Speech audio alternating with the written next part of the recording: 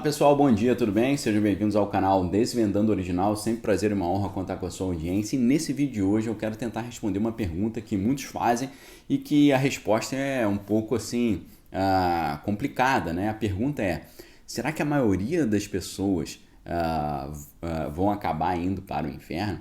Será que a maioria dos cristãos, inclusive, vão acabar indo para o inferno, daqueles que se consideram cristãos? Essa é uma pergunta que muitas pessoas fazem, porque quando a gente olha o mundo, com toda a sua confusão, com todas essas encrencas que acontecem no mundo, muitas pessoas tendem a achar que o mal ou a maldade, ela é soberana, né? Que ela prevalece. E é essa impressão que nós temos, né? Agora a pergunta que fica é: será que vai ser a maioria que vai se perder ou não? Será que é meio a meio? Como é que vai ser? Nós temos alguns critérios na Bíblia assim, que nos ajudam a ter uma estimativa. É difícil ter uma estimativa sobre salvação, mas pelo menos uma estimativa sobre quem está ali firme com Deus e quem não está tão firme, independente de se vai ser salvo ou não, porque não é só quem está totalmente firme que vai ser salvo. Nós temos, por exemplo, a parábola das virgens. Na parábola das virgens, havia 10 virgens. 10 virgens, ou virgem é símbolo de pureza. Virgem é símbolo de santidade, é símbolo de consagração, é símbolo de dedicação. Porém, ali você vê 5 virgens que são sábias e guardam o óleo para poder manter a chama acesa, e 5 virgens que são tolas, que não guardam o óleo e foram imprudentes, não tomaram cuidado para não deixar a chama apagar. Infelizmente, o que acontece quando o Senhor volta ali é que 5 delas estão preparadas e 5 delas não estão preparadas. E no final das contas, as que não estavam preparadas não entraram nas bodas do Cordeiro, né? E pelo o que a gente estuda da escatologia, pela escatologia da teologia bíblica, você vê que as bodas do Cordeiro é uma espécie de prêmio para aqueles cristãos que serão salvos. E aí você pensa: será que então, na parábola das 10 virgens, Jesus está mostrando que 50% dos cristãos serão salvos e 50% não vai ser salvo, uma vez que nem todas guardaram a chama acesa, mas todas eram virgens, no sentido de puras, santas? É uma pergunta que fica. Não dá para bater o martelo, mas a gente tem aí um referencial de 50-50. Nós temos também aquela divisão entre o joio e o trigo, né? Ou seja, o joio é muito parecido com o trigo e eles estão misturados. Inclusive, Jesus fala que não dá para tirar o trigo agora, porque se não dá para arrancar o joio, porque senão você arrancaria o trigo junto com o joio. Tem que fazer a separação primeiro. E essa separação primeiro é uma depuração que é feita. Essa depuração é feita através da eira.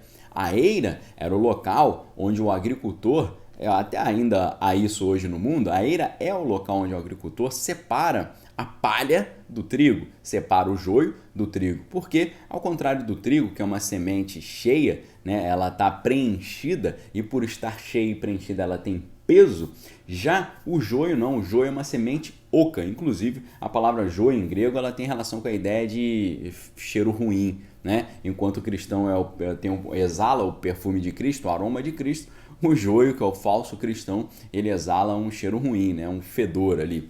Então é interessante essa ideia da eira, e Jesus falou: eis que eu estou com a pá na minha mão, preparado para limpar a minha eira, né? O que significa isso?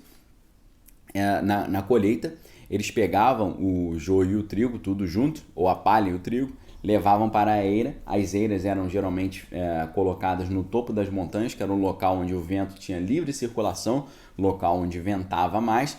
Por que precisava-se do vento? Porque toda aquela palha junto com o trigo eram jogadas no chão e eles vinham com os bois vinham pisando aquele trigo ali, ou passando também rolos ali para poder esmagar o trigo, de forma que acontecia o quê? Eles conseguiam esmagar, né, fazer a debulha, né, estavam ali debulhando, e depois que esmagava tudo ali, lá no topo das montanhas na eira, o agricultor vinha com a sua pá e jogava toda aquela mistura entre joio e trigo, entre palha e trigo, jogava para cima.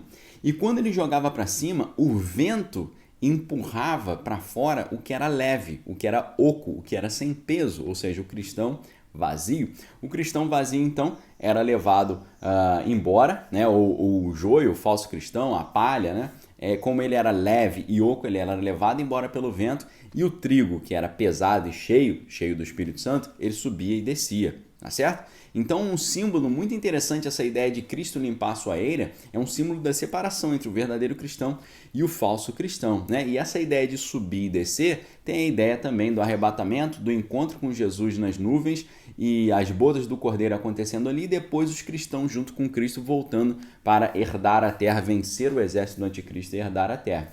Então, na parábola das 10 virgens, a gente tem meio a meio. Na questão do joio e do trigo, nós temos essa mistura também e essa separação. Precisa haver essa separação. Vai haver essa separação. Jesus fala, por exemplo, em João 15, eu sou a videira verdadeira, meu pai é o lavrador, todo ramo que está em mim dá fruto, ele limpa para que dê mais fruto, e vós já estáis limpos pela palavra que eu vos tenho pregado. Porém, o ramo que está em mim e não dá fruto é cortado e lançado fora no fogo para ser queimado. Ou seja, é aquele galho que não serve para nada, aquela palha, aquele joio, vai ser lançado fora. Essa ideia de ser lançado fora tem relação, obviamente, com a perdição eterna, né? Com a perda da salvação. Nós vemos isso também na parábola do credor incompassivo, aquele que recebeu um grande perdão, mas não perdoou o seu próximo, foi lançado, segundo Jesus conta na parábola, em trevas exteriores, onde há pranto e ranger de dente. Então ali nós vemos pessoas que estavam conectadas, que chegaram a receber a provisão divina, chegaram a receber a graça de Deus, mas não permaneceram. A gente não sabe exatamente quem vai, quem não vai, quem vai estar e quem não vai estar, mas o que é importante é nós percebemos que a palavra diz, em alguns momentos, sobre muitos e sobre poucos, né? Se na parábola das 10 virgens está meio a meio, já quando Jesus diz, muitos são chamados, mas poucos são os escolhidos. Isso aí já traz uma preocupação maior, porque nesse momento ele está falando de muitos que não são escolhidos e apenas poucos que são realmente escolhidos. Agora, isso está relacionado à salvação propriamente dita? Espero que não. É difícil saber. Porque se a gente olha, por exemplo, dos 12 apóstolos, né? Foram 12 apóstolos chamados. Um se perdeu, que foi o Judas Iscariote. Dos outros 11, a maioria não teve grande protagonismo. Nós tivemos ali principalmente 3 que tinham um enorme protagonismo: Pedro, Tiago e João. E desses 3, apenas um ficou com Jesus em todo momento, apenas um ficou com Cristo até o final, que foi o João. Então a gente não sabe se muitos são chamados, poucos são escolhidos, tem a ver com esse nível de intimidade, com essa busca, porque dos 12, apenas um efetivamente se perdeu. Os outros 11 podem não ter tido o protagonismo que os 3 mais próximos tiveram, mas não perderam a salvação por causa disso. Mas esse critério é muito importante, do muitos são chamados, poucos são escolhidos. A gente tem que ter isso na nossa mente. Nós não devemos ser apenas chamados, precisamos ser escolhidos. Esse que é o grande diferencial que a gente precisa ter como mote, como alvo. Não podemos apenas ser chamados, precisamos ser escolhidos por Cristo. E o que faz ser escolhido? Uma das coisas mais importantes que faz o cristão ser escolhido é ele ter a ideia da necessidade da permanência, da constância, da progressão da sua caminhada. Isso porque muitos conhecem aquela famosa passagem, João 8,32, conhecereis a verdade e a verdade vos libertará. Todo mundo conhece esse versículo, mas ninguém se lembra o que está escrito em João 8,31. João 8,31 traz ali, para mim, na minha leitura, uma espécie de código, uma espécie de algoritmo, uma espécie de senha para o cristão que quer ser efetivamente escolhido. Sabe por quê? Porque vai dizer o que realmente traz a diferença. Lá em João 8,31 a gente diz o seguinte: se vós permanecerdes na minha palavra, sois verdadeiramente meus discípulos e conhecereis a verdade e a verdade vos libertará. Tá certo? Eu acho que quando a gente agrega o versículo 31 de João 8, a ideia ganha muito mais sentido. Vejam que Jesus está falando sobre um verdadeiro discípulo e um falso discípulo, um verdadeiro cristão e um falso cristão, e ele dá a diferença entre um e o outro. Jesus está dizendo, se vocês permanecerem na minha palavra, vocês serão verdadeiramente os meus discípulos. E isso dará a vocês o privilégio de conhecer a verdade. E quando vocês conhecerem a verdade, vocês serão libertos. O critério, então, para conhecer a verdade e ser liberto é permanecer na palavra.